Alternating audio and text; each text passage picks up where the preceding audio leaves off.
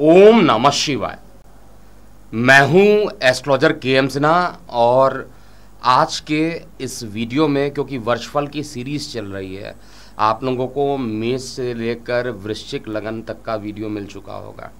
अब हम अंतिम 4 लगन की तरफ चल रहे हैं और आज इस वीडियो में केवल धनु लगन, मैं फिर से क्लियर कर देता हूं, लगन है धनु और लगन के आधार पर है। क्योंकि कई बार क्या होता है, जब मैं कमेंट सेक्शन को चेक करता हूं तो कमेंट सेक्शन में बार बार पूछा जाता है राशि से है या लगन से है, तो क्लियर कर लीजिए धनु लगन, इसलिए मैंने थंबनेल में भी धनु लगन ही लिखा हुआ है। अब आपके लगन का जो विशेषता है और आपका जो लग्नेश है, इस पूरे 2024 में कहा जाए तो राशि परिवर्तन करने वाला है। 30 अप्रैल 2023 तक देवगुरु बृहस्पति आपके लगन से पंचम स्थान पर रहेंगे, जो आपके लिए बेहतरीन है, बहुत ही बढ़िया है। उसके बाद इनका राशि परिवर्तन वृषभ में होगा। इसके अलावा दीर्घकालीन ग्रहों की भी बात किया जाए तो लग्नेश तो आपका ऑलरेडी 11 महीने के बाद ही राशि परिवर्तन करता है। इसके अलावा जो बृहस्पति के अलावा बात किया जाए राहु केतु का, इनका भी राशि परिवर्तन जस्ट हुआ है। 30 अक्टूबर 2023 को इनका राशि परिवर्तन हुआ है। तो आप ये मान के चलिए कि 30 अक्टूबर 2023 के बाद राहु आपके लगन भाव से चतुर्थ में आ चुके हैं और केतु लगन भाव से लेकर दशम भाव पे आ चुके हैं। तो इसका क्या प्रभाव होगा? और शनिदेव जो हैं, शनिदेव क्योंकि आपके लगन से द्वादश भाव में गोचर कर रहे हैं और ये इस साल 2024 में लगभग वहीं पर रहेंगे, वक्री होंगे, अस्त होंगे। इसको मैं पूरे मासिक राशिफल जो बनाता हूँ उसमें पूरा डिटेल एनालिसिस करूँगा। वर्षफल में केवल पॉइंट टू पॉइंट बात किया जाएगा, क्योंकि आपको बगल वाले स्क्रीन में अगर दिख रहा होगा स्टार्ट लिखा है, एंड लिखा है और ट्रांजिशंस को अगर आप काउंट करेंगे तो टोटल मिलाकर 48 ट्रांजिशंस होंगे। अब ये ट्रांजिशन का क्या मतलब होता है, इसको समझिएगा। ट्रांजिशन का मतलब होता है कि जो ग्रह है अपना राशि परिवर्तन कर रहे हैं। जैसे सूर्य अगर किसी राशि में था और वो राशि चेंज कर दी है तो सूर्य का राशि परिवर्तन हो गया और ये एक ट्रांजिशन के बराबर हो गया। इसी तरीके से टोटल मैंने जो कैलकुलेट किया है वर्ष 2024 में 48 ट्रांजिशंस होंगे, जिसमें चंद्रमा को नहीं काउंट किया गया है। रीज़न भी है, चंद्रमा जो होता है 30 राशि परिवर्तन कर लेते हैं एक महीने में, तो 12 महीने में 144 राशि परिवर्तन तो केवल चंद्रमा कर लेंगे और जब सबको मिक्स कर देंगे तो बहुत कॉम्प्लेक्सिटी आ जाएगी। वीडियो को साधारण बनाना चाहता हूँ, इसलिए केवल हम सबसे पहले आपके लग्नेश की बात करेंगे और फिर दीर्घकालीन ग्रहों में आपका लग्नेश तो खुद आ जाता है। इसके अलावा शनिदेव की बात करेंगे और राहु केतु का इफेक्ट पूरे 2024 तक कैसा रहने वाला है। आपका लग्नेश राशि परिवर्तन करेगा। इसके अलावा कोई भी दीर्घकालीन जो राशि परिवर्तन करते हैं, जैसे राहु 18 महीने, इसके अलावा देवगुरु बृहस्पति 11 महीने, शनि 2.5 साल, इन सभी के राशि परिवर्तन जल्दी नहीं होते हैं, बट आपका लग्नेश राशि परिवर्तन करेगा। देखिए, जब मैं धनु लगन की बात करता हूँ तो धनु लग्न देवगुरु बृहस्पति के अधीन आता है और देवगुरु बृहस्पति के बारे में आपको कई बातें याद रहनी चाहिए। जो देवगुरु बृहस्पति होते हैं वो देवताओं के गुरु हैं, ये सभी लोगों को पता होगा। शुक्र के साथ नैसर्गिक रूप से शत्रु माने जाते हैं। शनिदेव के साथ इनको बहुत ज़्यादा टेंशन नहीं है, शनिदेव के साथ ये उदासीन रहते हैं। राहु केतु के साथ कहा जाए तो केतु का प्रभाव जब बृहस्पति पर पड़ता है तो कैटलिस्ट का काम कर जाते हैं, गुरु का प्रभाव और बढ़ जाता है। लेकिन राहु के साथ रहते हैं तो पीड़ित हो जाते हैं, गुरु चांडाल दोष। अभी 30 अक्टूबर 2023 तक जो बना था उसको आपने चेक किया होगा। तो देवगुरु बृहस्पति जो होते हैं उनका अगर आप डायरेक्शन देखना चाहते हैं, क्योंकि देवता हैं तो ईशान कोण इनका डायरेक्शन बन जाता है। ईशान कोण में बृहस्पति देव का वास होता है और ईशान कोण से जस्ट 180 डिग्री अपोजिट कर दिया जाए तो वहाँ पर राहु का वास होता है, जिसको हम लोग साउथ वेस्ट कह सकते हैं। साउथ वेस्ट डायरेक्शन जो बनता है, नैऋत्य कोण जिसको कहते हैं, वहाँ पर राहु का वास होता है। तो बृहस्पति देवता जो होते हैं अगर आपकी कुंडली में अच्छे हैं अकेला बृहस्पति अगर आपकी कुंडली में अच्छे हैं तो 5 भावों के कारक होते हैं। 5 भावों में जैसे द्वितीय भाव हो गया, पंचम भाव हो गया, नवम भाव हो गया, दशम भाव हो गया, एकादश भाव हो गया, इन सभी के कारक क्या है। कारक का क्या मतलब है, पूरे अच्छे तरीके से समझिएगा। कारक का मतलब है कि उस भाव को लेकर रिस्पॉन्सिबिलिटी, केवल उसमें जो ग्रह बैठे उन्हीं को केवल आपको नहीं देखना है, उनके कारक को भी देखना है। जैसे द्वितीय भाव परिवार का होता है, परिवार को बांध कर रखना, साथ में एक साथ लेके चलना बृहस्पति की दृष्टि के कारण ही हो सकता है। अशुभ ग्रह बैठ जाए तो परिवार से आप अलगाव ही करेंगे। दूसरी चीज़ है, बृहस्पति देवता जो होते हैं बड़ी सौम्य ग्रह माने जाते हैं, नैसर्गिक रूप से शुभ ग्रह माने जाते हैं। अगर कोई भाव पीड़ित है उस पर बृहस्पति देवता देखते हैं तो वहाँ पर रिलैक्सेशन दे देते हैं अपनी दशा अंतर्दशा में। कर्क में ये परम उच्च के हो जाते हैं और मकर राशि में ये परम नीच के हो जाते हैं। बृहस्पति देवता कफ के कारक भी माने जाते हैं और बुरे प्रभाव में हो तो ये मोटापा शरीर के अंदर ज़्यादा ला देते हैं। देवगुरु बृहस्पति का काम ही होता है धर्म और ज्ञान को बढ़ाना, धार्मिक होना, ये गुरु की सबसे बड़ी विशेषता है। और आपको एक छोटा सा उदाहरण मैं यहाँ पे बताना चाहूँगा। शनि के साथ जब भी बृहस्पति देव बैठते हैं या शनि की दृष्टि बृहस्पति पर होती है तो देवगुरु बृहस्पति पीड़ित होना शुरू हो जाते हैं।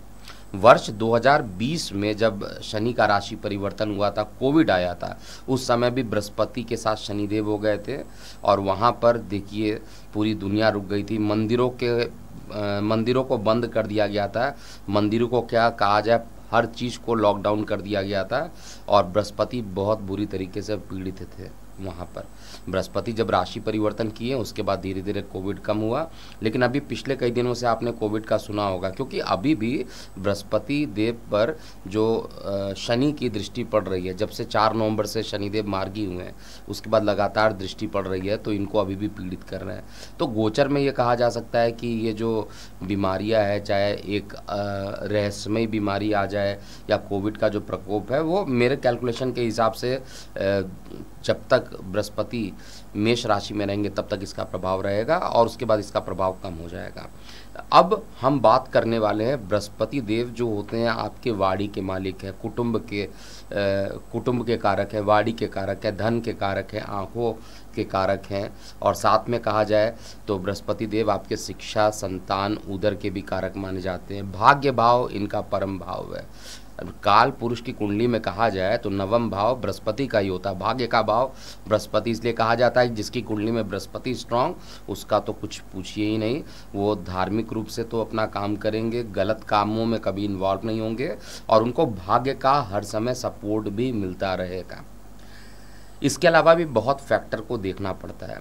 अब हम बात करते हैं ये वर्ष 2024 और इस वीडियो में आपको समझ में आएगा लास्ट में कि आपका स्वास्थ्य कैसा रहने वाला है, आपके जीवन साथी के साथ आपके रिलेशन कैसे रहने वाले हैं, आपकी रिसर्च एंड डेवलपमेंट कैसे होंगे, आपका भाग्य कितना साथ देगा, पिता का स्वास्थ्य, माता का स्वास्थ्य भी इसमें इंक्लूड किया जाएगा और साथ में आप सबसे इम्पॉर्टेंट है आपका कर्म भूमि, जहाँ पर आप जॉब करते हैं, बिजनेस करते हैं, वर्ष 2024 क्या कहता है, इनकम की स्थिति क्या रहेगी, ट्रैवलिंग कैसा रहेगा और सबसे इम्पॉर्टेंट धन की स्थिति, फाइनेंस कैसा रहने वाला है, प्रेम प्रसंग कैसा रहेगा।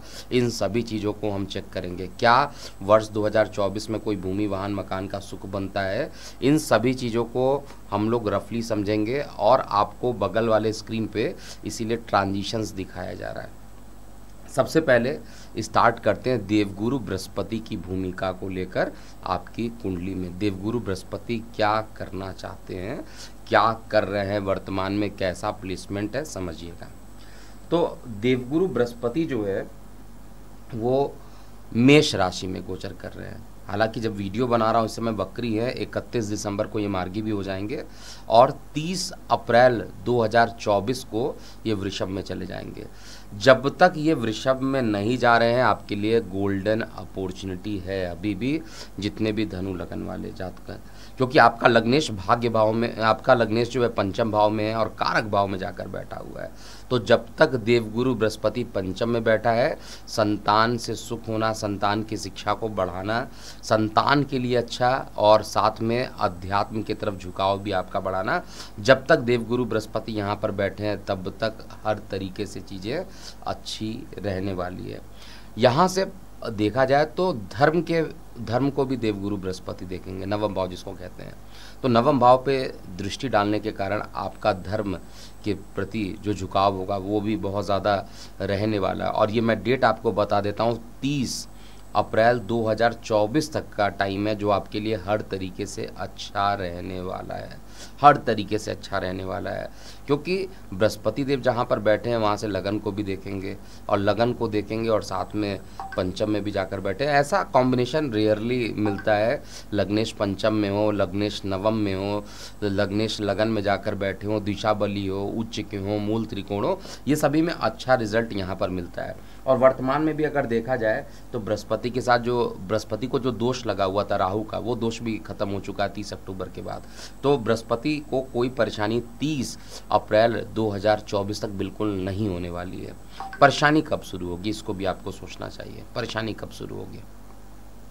तो एक्चुअल जो परेशानी स्टार्ट होगी, और ये निश्चित रूप से होने वाली है, एक्चुअल परेशानी प्रारंभ होगी जब बृहस्पति वृषभ में चले जाएंगे, एक तो शत्रु राशि में चले जाएंगे। बृहस्पति देव और शुक्र देव के बारे में 2 बातें याद रखिएगा हमेशा लाइफ में। बृहस्पति देव शुक्र को शत्रु मानते हैं, शुक्र देव बृहस्पति को उदासीन दृष्टि से देखते हैं। और साथ में जब हम फलकतन कर रहे हैं, क्योंकि 6वां भाव जो है शुभ ग्रहों के लिए अच्छा नहीं है, और इस लगन की कुंडली में बृहस्पति देव किसी भी कंडीशन में विपरीत राजयोग भी नहीं बनाएंगे, तो रिजल्ट अच्छा नहीं रहेगा। कहाँ कहाँ पर परेशानी होगी इसको भी समझिए।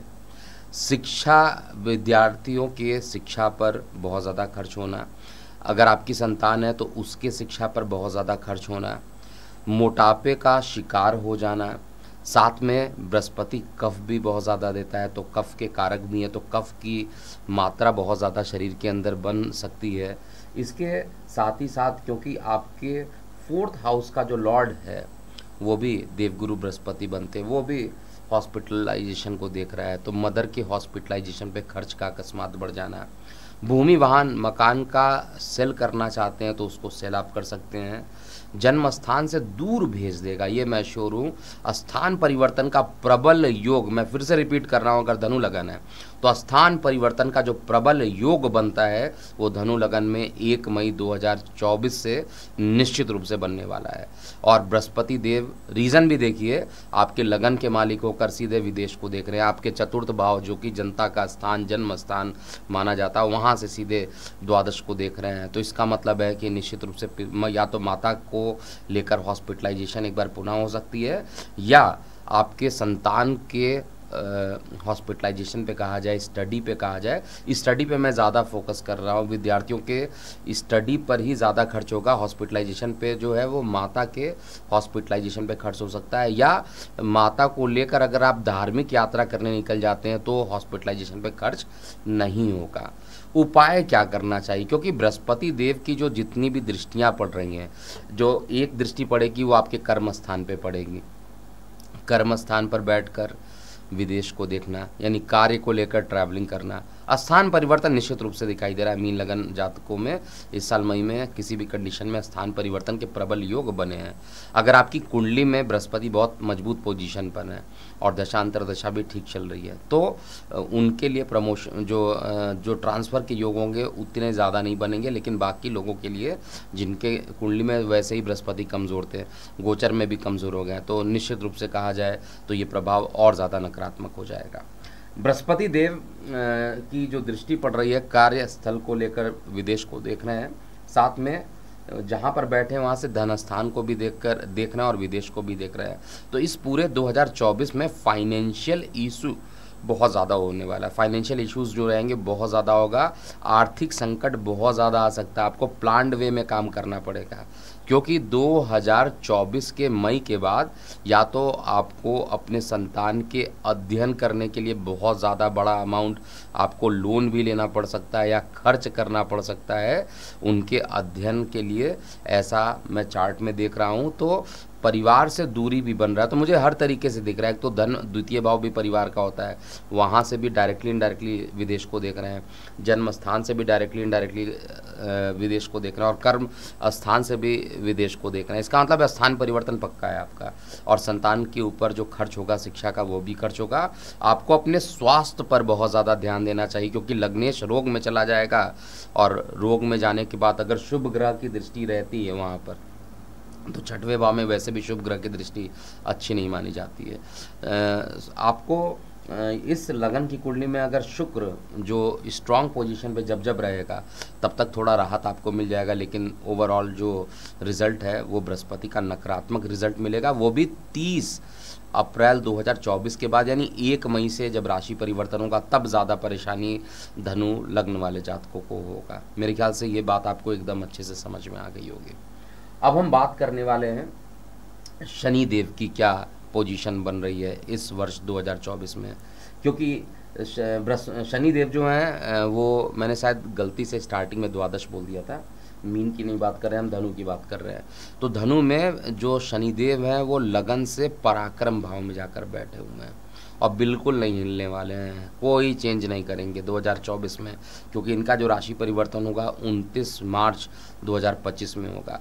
और शनिदेव क्योंकि कर्म स्थान पे जाकर बैठ गए, मेहनत वाले स्थान पर बैठ गए हैं, और शनिदेव जब मेहनत वाले स्थान पे बैठ जाते हैं तो कितना मेहनत करना होता है शायद आप लोगों को पता होगा। धनु लगन वाले जातकों के लिए अभी भी काफ़ी मेहनत बचा हुआ, खूब मेहनत आपको अभी भी करना पड़ेगा।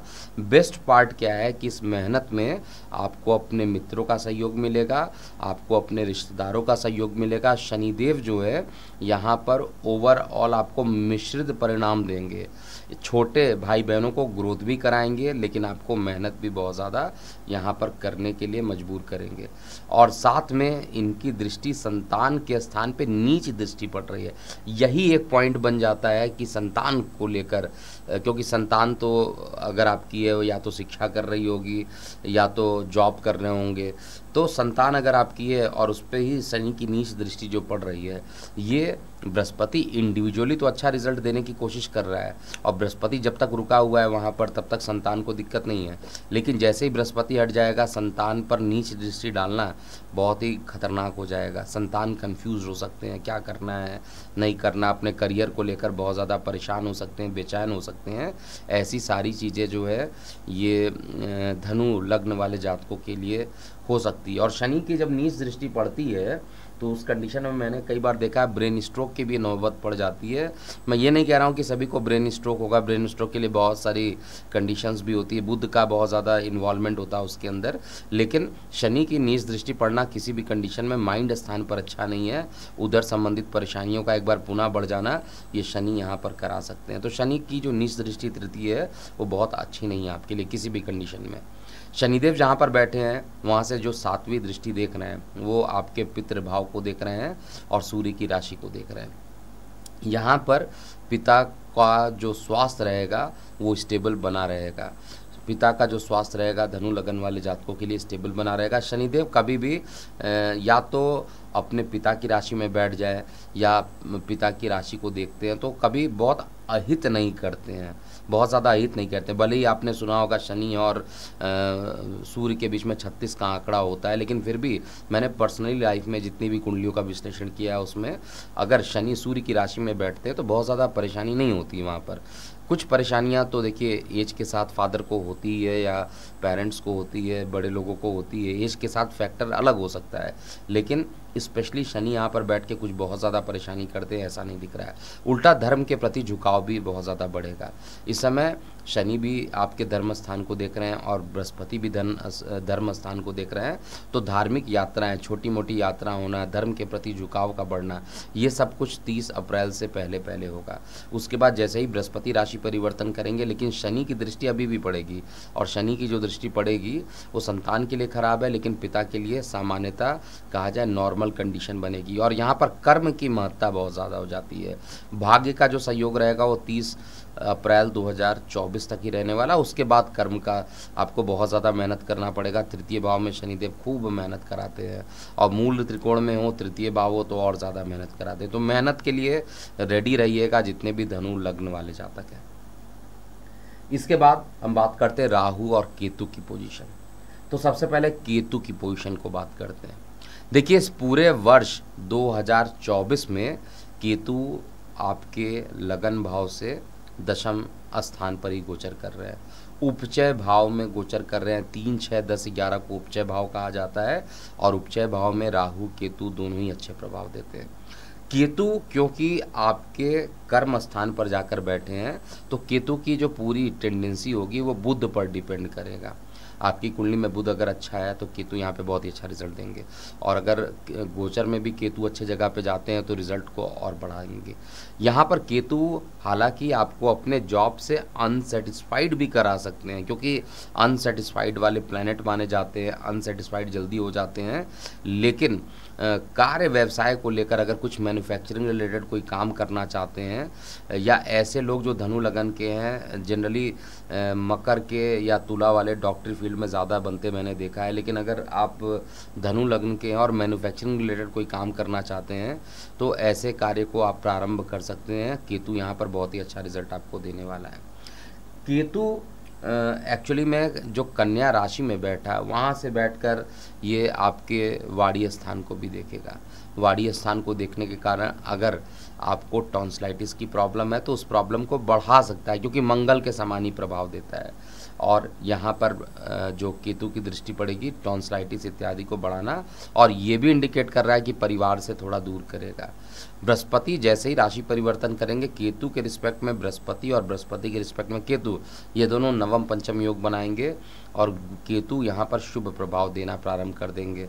और केतु का जो प्रभाव रहेगा वो जो मोक्ष का होता है, मतलब आपको धर्म के प्रति ज़्यादा एक्टिवेटेड कर देंगे, धर्म के प्रति आपका झुकाव होगा, धार्मिक यात्राएं ज़्यादा होने लगेंगी, और परिवार में जो एकाग्रता बनी रहेगी। लेकिन गले से संबंधित कुछ ना कुछ परेशानी केतु यहाँ पर करेंगे। धन के संचय ना होने की पूरी कोशिश यहाँ पर केतु करेंगे। लेकिन प्रोफेशनल लाइफ में कहा जाए, बिजनेस रिलेटेड काम करने में केतु का शानदार रिजल्ट आप आने वाले समय में देखेंगे। केतु की जो 7वीं दृष्टि है, जहाँ राहु है वहीं पर, क्योंकि हमेशा जहाँ राहु होता है वहाँ पर केतु की दृष्टि, और जहाँ केतु होता है वहाँ राहु की दृष्टि 180 डिग्री से एक दूसरे को देखते रहते हैं। तो चतुर्थ भाव से संबंधित अच्छे ही परिणाम आएंगे, बहुत खराब नहीं आएगा। और राहु वहाँ पर बैठा है तो राहु का नेचर अलग होता है, केतु का नेचर अलग होता है। राहु कहता है जिस भाव में मैं बैठूंगा उस भाव से संबंधित मुझे रिजल्ट जितना जल्दी हो सके। अगर 10 दिन का रिजल्ट है तो मैं 1 दिन में दूंगा, अगर 1 दिन का रिजल्ट है तो मैं 1 घंटे में दूंगा। उसके लिए कोई भी मेथड वो यूज़ कर सकते हैं। लेकिन राहु का यहाँ पर बैठना, विदेश यात्रा कर रहे हैं तो अच्छी बात है, क्योंकि विदेश यात्रा के लिए तो कोई बहुत ज़्यादा दिक्कत नहीं दिखाई दे रही है। लेकिन गलती से गोचर में जब आपका जो 12th हाउस का लॉर्ड है, यानी मंगल, वृश्चिक जो बनता है, मंगल इनके लॉर्ड बनते हैं, अगर वो पीड़ित हो गए और तो केतु यहाँ पर आपको जेल यात्रा तक भी करवा सकते हैं। गोचर में एक बार ऐसा योग बन सकता है। जेल यात्रा नहीं कराएंगे तो कहीं ना कहीं से लीगल केसेस तक पहुंचा देंगे, भले ही वो बाद में विड्रॉ हो जाए, लेकिन एक बार ऐसा ये प्रयास करेंगे। और ये सारा प्रयास मुझे दिखाई दे रहा है 1 मई 2024 के बाद ही ज़्यादा होने वाला है। तो ज़्यादा प्रॉब्लम 1 मई के बाद ही है। उससे पहले तो मैं कहूँगा कि अपॉर्चुनिटी अच्छी है, जो भी काम कीजिएगा सफलता आपको मिलेगा। और केतु की दृष्टि जब बृहस्पति पे पड़ेगी और बृहस्पति को एक्टिवेट कर देंगे रोग भाव में, तो यहाँ पर रोग भाव को ये काम कोशिश करेंगे कि रोग जितनी भी हैं या गुप्त शत्रु हैं उसको ख़त्म किया जाए। लेकिन वो ख़त्म करने का एक ही माध्यम होगा, वो साधना के थ्रू आप ख़त्म कर सकते हैं। योगा प्राणायाम के थ्रू अपने गुप्त शत्रु को ख़त्म कर सकते हैं, अपने बौद्धिक स्तर को सुधार करके कर सकते हैं। आपको धार्मिक होकर उसमें रिज़ल्ट मिल सकता है, लेकिन अगर आप एग्रेसिव होकर काम करेंगे तो आपको रिज़ल्ट नहीं मिलने वाला है। जहाँ तक हम बात करते हैं राहु का, तो राहु की जो जहाँ पर पोजीशन बैठा है वो माता के लिए तो बहुत अच्छा है। जहाँ एक तरफ बृहस्पति देवता 1 मई के बाद माता को लंबी दूरी की यात्रा पर ले जाना, हॉस्पिटल में एडमिट करने का पूरा प्रयास करेंगे, वहीं पर जो राहु है उसको भंग करने की भी कोशिश करेंगे। तो माता के स्वास्थ्य के लिए राहु जो है वो अच्छा रिजल्ट यहाँ पर देने वाले हैं। लेकिन अपने किसी मकान, भूमि, वाहन से संबंधित कोई नया काम करना चाहते हैं तो आपको 30 अप्रैल 2024 से पहले करना चाहिए। उसके बाद बहुत ज़्यादा परेशानियां बढ़ सकती है। पैतृक संपत्ति से संबंधित किसी प्रकार का लीगल केस या लिटिगेशन चल रहा था, इन सभी को आपको 30 अप्रैल से पहले निपटा लेना है। उसके बाद परेशानी होगी, क्योंकि वहाँ पर लीगल केस में अगर खुद लग्नेश बैठ जाए तो निश्चित रूप से लीगल केस जल्दी सॉल्व नहीं होता है। और बृहस्पति जहाँ पे राहु बैठे हैं वो आपके 12th हाउस को भी देख रहे हैं, तो विदेशों से भी लाभान्वित ये कराने की पूरी कोशिश करेंगे।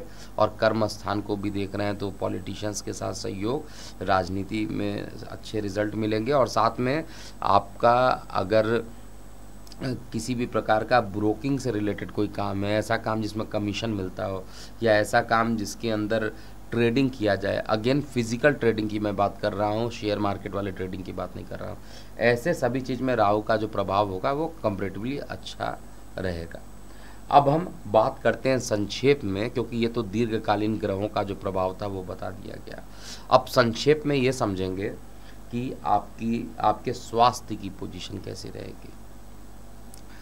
देखिए, स्वास्थ्य के लिए जो मुझे दिखाई दे रहा है, ओवरऑल थोड़ी कठिनाइयों से ज़्यादा भरा हुआ साल 2024 हो सकता है। स्वास्थ्य संबंधी समस्याएं जो हैं वर्ष के प्रारंभ से ही देखने को मिलेगी, और 30 अप्रैल 2024 के बाद स्वास्थ्य संबंधी समस्याएं बहुत तेज़ी से बढ़ेंगी। गुप्त शत्रु भी बहुत ज़्यादा एक्टिवेटेड हो जाएंगे, इसलिए आपको अपने स्वास्थ्य का विशेष रूप से ध्यान देना है।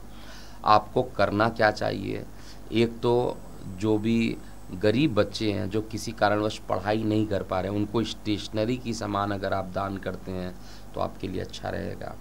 आपको बुध गुरु का जो बीज मंत्र है, अगर आपकी कुंडली में गुरु सही जगह पर बैठे हुए हैं तो उनका बीज मंत्र कर सकते हैं, या अगर पोजीशन अच्छी भी नहीं हो तो ओम नमो भगवते वासुदेवाय, ये 12 अक्षर मंत्र जो होता है इसका जाप ज़रूर करते हुए चलना चाहिए प्रतिदिन 108 बार। ऐसा करने से जो परेशानियां होंगी वो ख़त्म होंगी। जीवन साथी का सहयोग आपको अच्छा मिलेगा। जीवन साथी की स्वास्थ्य को भी देखा जाए तो स्वास्थ्य को लेकर भी परेशानी बहुत ज़्यादा मुझे नहीं दिखाई दे रही है, रिजल्ट अच्छा रहने वाला है। इवन रिसर्च एंड डेवलपमेंट के फील्ड में जो भी जातक हैं वो इस साल कुछ रिसर्च एंड डेवलपमेंट में कोई नया काम करके अपना नाम भी मतलब नेम फेम भी बढ़ाने की पूरी कोशिश करेंगे और उनको सफलता मिलेगी। पैतृक संपत्ति मिलने की भी संभावना वर्ष 2024 में बन रही है, लेकिन कंडीशन बस वही है कि 30 अप्रैल 2024 से पहले आपको प्रयास करना पड़ेगा। भाग्य का पूरा सहयोग भी आपको 30 अप्रैल 2024 तक मिलेगा। जहां बृहस्पति देव रोग स्थान पे चले जाएंगे वहां पर भाग्य का प्रभाव कम हो जाएगा, कर्म का प्रभाव ज़्यादा होगा। तो भाग्य का प्रभाव केवल 30 अप्रैल तक 2024 तक है, उसके बाद कर्म बहुत ज़्यादा इंपॉर्टेंट करेगा, क्योंकि भाग्य फैक्टर वहाँ पे साथ नहीं देने वाला है। जॉब में ऑलरेडी बता चुका हूँ, स्थान परिवर्तन के योग वर्ष 2024 में बन रहे हैं, स्पष्टता बन रहे हैं। आय के साधन सामान्य से अच्छे रहेंगे, लेकिन खर्च इस बार इतना ज़्यादा होने वाला है, रिजल्टेंट निगेटिव में ही जाने वाले हैं। तो खर्च को आपको कंट्रोल करना चाहिए, क्योंकि इनकम आता हुआ दिखाई दे रहा है, लेकिन इतने ज़्यादा खर्च इस साल 2024 में मैं देख रहा हूँ, और वो सडन खर्च हो सकते हैं। चाहे वो माता के हॉस्पिटलाइजेशन पे अकस्मात खर्च हो जाए, चाहे वो शिक्षा, संतान के शिक्षा पर खर्च हो जाए, या ट्रैवलिंग पे खर्च हो जाए। बहुत सारे खर्च मैं इस साल धनु लग्न वाले जातकों के लिए देख रहा हूँ। प्रेम प्रसंग के लिए ये जो धनु लग्न बन रहा है वो वर्ष के प्रारंभ से ही अच्छा रहेगा और प्रेम संबंधों में मधुरता पूरी लगभग लगभग बनी रहेगी। बीच में कुछ क्लैशेस ज़रूर होंगे, उसको आप मंथली राशिफल में ज़रूर देखिएगा। तो अभी के लिए इतना ही। मैं हूँ एस्ट्रोलॉजर के एम सिन्हा। ओम नमः शिवाय।